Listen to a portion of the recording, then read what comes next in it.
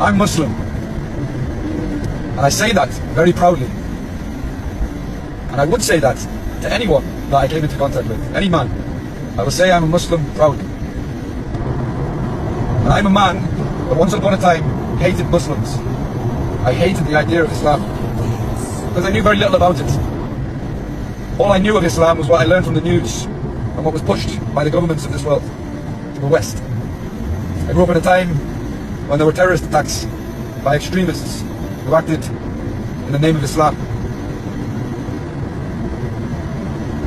And I believed all the rhetoric that was pushed from the West, that Muslims were to be feared and Islam was to be feared.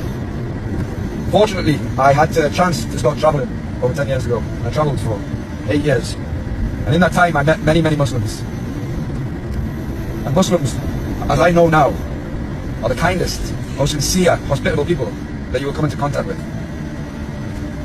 And as someone who before had very negative views on Muslims and Islam, they still showed me a warm embrace, because that is what Islam teaches you. I implore any one of you who comes onto my videos and comments negative things about my character, without knowing who I am or what I stand for, to please just think for a second and try to learn for yourself. Open the Quran and read it for yourself. Do not go on to X, do not go on to TikTok and join in with these discussions where you know very little. I used to do the same as you, and I would see little snippets of things from Hadith. Now I think, oh, that sounds awful. However, if you go into the Bible and the Torah, which is the Old Testament, and you take little snippets, you can make that religion seem very, very despicable. Don't take things out of context. This world needs dialogue. We are not your enemy. I am a British man, I am an Englishman, and I am a proud Geordie. I come from a military family. My dad retired a captain in the British Army. First he was in the Paras and then he was in the PT school. He had many tours in many different places. As did my grandfather, who also retired a captain. He was in the Royal Engineers. And he retired in his last role as a bomb disposal expert, where he met many of the royal family, including Princess Diana. These are two very proud British men, and they are very proud of this country. Now, my upbringing was very pro-Britain and the British Empire, because that was what I was taught. However, my mind has took me to places to learn more about the British Empire, and I see the bad things that we've done in the British Empire. Now, I do not hate being British, but there are some despicable things that our country has done, and some people do not want to accept that. And we need to accept the things that we've done. Now, as a Muslim, you have every right to defend your land.